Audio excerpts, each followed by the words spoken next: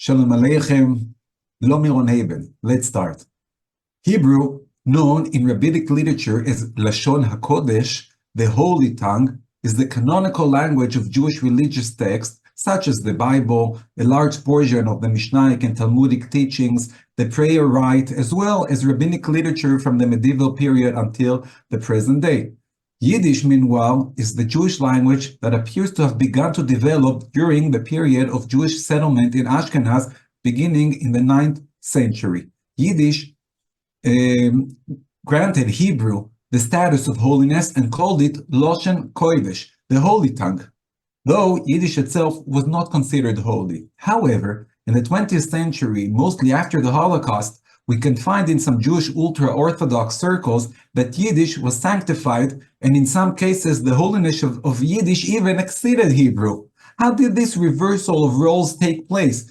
In order to understand this, let's go back in time. Jewish society in late medieval and early modern Europe was trilingual society that employed several languages at once: the language of the surrounding society, Loshen Kodesh, and Yiddish. These languages were not held in the same regard. Ashkenazic society attributed sanctity to Hebrew, while Yiddish, by contrast, generally did not receive an elevated cultural status and was not accorded any degree of holiness. However, these were not pure unassailable distinctions. Both Hebrew and Yiddish were used for holy topics as well as secular ones throughout the medieval and early modern period. The main distinction between them seems to have been the desired addressee, rather than the content of the material. Indeed, written Hebrew was historically used for everyday and ordinary concerns, such as receipts, contracts, and community regulations. Similarly, sacred literature was composed in Yiddish for those who are unfamiliar with the richness of the Holy Tongue, such as women and the uneducated. So too it was used for sermons in synagogues, and even became the language used by students in the Beis Midrash, the study house. However, despite all this, a clear distinction and hierarchy in the status of languages was maintained. Hebrew, the lady, and Yiddish, the maid. Historical events beginning in the mid-19th century promoted the sanctification of Yiddish among ultra-Orthodox Jewish population. The rise of the liberal and neolog movements in mid-century 19th century Hungary, which advocated for the use of German and later Hungarian in place of Yiddish, led to the rise of ultra-Orthodoxy. The latter argued for a strict separation from modern society alongside with strict preservation of the traditional Jewish way of life. One of the leaders of Hungarian ultra-Orthodoxy was Rabbi Akiva Yosef Schlesinger, a student of the disciples of Rabbi Moshe Sofer, the known Chatam Sofer. As described by Michael Silver, a number of converging factors led Hungarian rabbis, with Schlesinger at the helm, to call for devout conservatism and condemn any tendency towards change, including linguistic adjustments. Inspired by the words of his teacher, the Chatam Sofer, who wrote in his spiritual will, and I'm quoting, "Be careful not to change your Jewish name, language, or address," Schlesinger proclaimed in 1864, and I'm quoting again, "The law for our Jewish language, Yiddish, is the same for the Holy Tongue." According to another source, Schlesinger explained, here I'll put it on the screen, the Holy Ari, Rabbi Isaac Luria of blessed memory, said that the language which the Jews share is distinguished among them possesses holiness, and its status is similar to the Holy Tongue, Hebrew.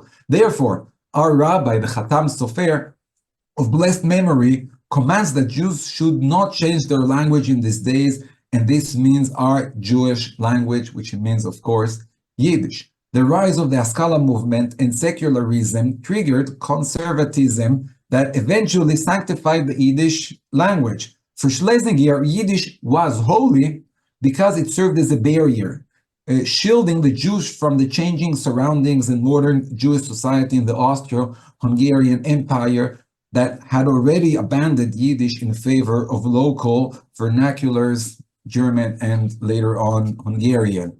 The outcomes of World War I deepened the ongoing process of urbanization. The Orthodox society, like other Jews, left the shtetl and immigrated to major European and American cities. The increasing exposure to Western culture, which encouraged the use of local language in place of Yiddish, led Orthodoxy to use Yiddish as a self-segregation tool in response to modernity. The struggle of ultra-Orthodoxy with modernization, secularization, and Zionism awarded Yiddish a degree of holiness. This element continued into the second half of the 20th century. However, I want to show that following the Holocaust, we can identify some new shifts. So let's start with the first category, mysticism. Tamir Granot pointed out a unique approach that sanctifies Yiddish by attributing mystical powers to the language. This approach is expressed in a 1942 Kabbalistic teaching by Rabbi Aaron Roth, known as Reb Arale, the founder of the Hasidic Shomer Emunim court in Jerusalem. According to rabbinic tradition, the descendants of Esav, the Edomites, are the sons of Germania or Germania. This is a quotation from the biblical Talmud. This notion is the nation is so strong. This nation is so strong that it can destroy the world. Let's see the quotation from the Talmud. Jacob said before the Holy One, blessed be he, master of the world. Do not give the evil Esav the desire of his heart. This is Germania or Germania. Sounds like Germania, Germany of Edom. For if you do so, his descendants will destroy the entire world. Based on Rabbi Isaac Luyar's Kabbalistic teachings concerning lifting the sparks, and on the accepted common interpretation that Germania is Germany, Roth suggested a radical mystical interpretation, namely that the use of Yiddish is an act of capturing the German language in order to uplift the sparks held within it. In this way, Yiddish might dull the power of the Germans. According to his remarks, which were published as mentioned in 1942 during the Holocaust, and I will quote now, "Whoever has been granted by God with a little reason and intellect knows that God caused us for a good reason to choose the jargon language," means Yiddish, which is the secular vernacular among the Ashkenazic Jewish community. For even a little thing such as lifting a finger takes place, this is also a quotation from the Talmud, under the supervision of the highest divine authority. All the more so a thing is relating to a language which the people of Israel used, since it was revealed to the merciful Creator what would befall us.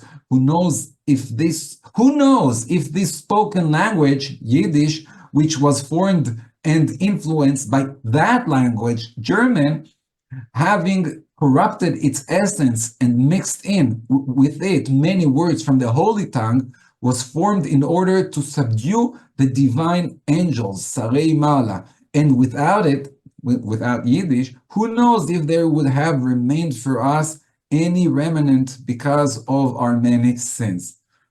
In this category of mysticism, we could also mention Rabbi Menachem Mendel Schneerson, known as the Lubavitcher Rebbe. Eli Rubin has shown that in the 60s, the Lubavitcher Rebbe drew on the classical Hasidic doctrine of divine immanence to recast Yiddish as a language of redemption. I cannot elaborate on this now, but you can read about this in Rubin's brilliant article, which was published in Geweb. You can see here only that he's talking as Durch Targum, Übersetzung, the translation into Yiddish. Hot memamshach gewen teuren Loshen Kodesh, euch in a Loshen Nechol, so euch von Chol, so ven Kodesh, und dort ist achana zu the Gula Asida. So this is a preparation for the future redemption. Please see Rubin's article. The second category I would like to call nostalgia with the religious past. Rabbi Joseph Ber Soloveitchik, one of the leading figures of American Orthodoxy, published a newspaper article in 1961 claiming that Yiddish possesses the status of a holy object. To explain this, he made a sharp halachic distinction between Gufa de Kedusha, meaning items that possess intrinsic sanctity, and Tashmishei Kedusha, the accoutrements associated with such items. The Yiddish language, he claims, is such an accoutrement. The accoutrement too must be placed in a geniza when no longer in use. This is evidence of its value and its role as part of the system of holiness. Let's see his words. One must only, this is a translation from Yiddish to English. One must not only save the Torah scroll from the fire on the Shabbos, but also the mantle that covers it. Not only the tefillin, but also the bag containing them. At any rate, Yiddish as a language certainly falls into the category of accoutrements, which are holy as well and must be protected with all our might. Is there a more beautiful bag which covered and still continues to cover the most holy Torah scrolls in Yiddish? The Ramah, the Marshal, the Vilna Gaon, the Reb Chaim of Volozhin, and other great scholars studied Torah with their students in this language. In Yiddish, the Baal Shem Tov, the Maggid of Mezrich, the Alter Rebbe recited Kabbalistic secrets. Masses, remember this word, masses of Jews expressed their faith, their true love, and their loyalty in this simple Mameloshen, mother tongue. Such a cover is certainly holy. It is a great merit to preserve this cover. In this text, Rabbi Soloveitchik does not mention the Holocaust. However, I believe that his words cannot be understood without the background of the loss of masses, of rabbi leaders, of yeshivas that perished in the Churban, in the Holocaust. True, nostalgia is not unique to Orthodoxy. However, following the Holocaust, Yiddish is glorified in Orthodox circles more and more as a nostalgic link with the religious past. Moreover, in some Orthodox societies, speaking Yiddish became a mitzvah, not to forget the language of the 6 million murdered, a mitzvah, a holy practice in its full sense of the word. During my studies at Yavne High School Yeshiva in Haifa in the 90s, when we shared the school building with the Talmud Torah Yachel Yisrael of Vishnitz, Selt Vishnitz Hasidism, I saw posters in which the Rebbe, Rabbi Eliezer Hager, called his Hasidim to speak only Yiddish among themselves, claiming that this was the tradition of the holy ancestors, and citing the verse from Proverbs, do not forsake your mother's teaching. And last category, which I call a role reversal. After the establishment of the State of Israel, in this new reality in which Hebrew became a spoken vernacular, a fascinating role reversal resulted. Hebrew, which in the past possessed the status of the holy language, became the language spoken on the streets, while Yiddish, which in pre-Holocaust Eastern Europe had played the same role, became the holy tongue. Rabbi Shmuel Alevi Vosnil, the most prominent Hasidic halachic authority in the State of Israel, explicitly stated that in addition to the importance of preserving the linguistic tradition of our rabbis and fathers, it is necessary to speak Yiddish because it separates its speakers from today's spirit of the street, meaning the secular culture spirit of modern Hebrew. And let's quote from his response. Regarding the Yiddish language, I believe I already responded to you that there is no doubt that there is a mitzvah if you can speak it. Since our rabbis and fathers studied and educated generations speaking it, regarding the fundamental question about studying Torah in Yiddish instead of in Hebrew, there is no doubt that education at home in Hebrew alone is a great disadvantage because it connects whatever one wishes it or not to the spirit of today's street. In contrast, the Yiddish language, in particular in our generation, has a value that links us to the tradition of our fathers. Let's conclude. Indeed, the sanctification of Yiddish started much before the Holocaust. However, only after the Holocaust and the establishment of the State of Israel, Yiddish was sanctified to the state that it had exceeded Hebrew, being called in some cases the Holy Tongue. And you can see here some books that were published several years ago. Yiddish Hasafa Kdosha. Yiddish is the Holy Tongue. Hasafa Kdosha. Loshen Kodesh.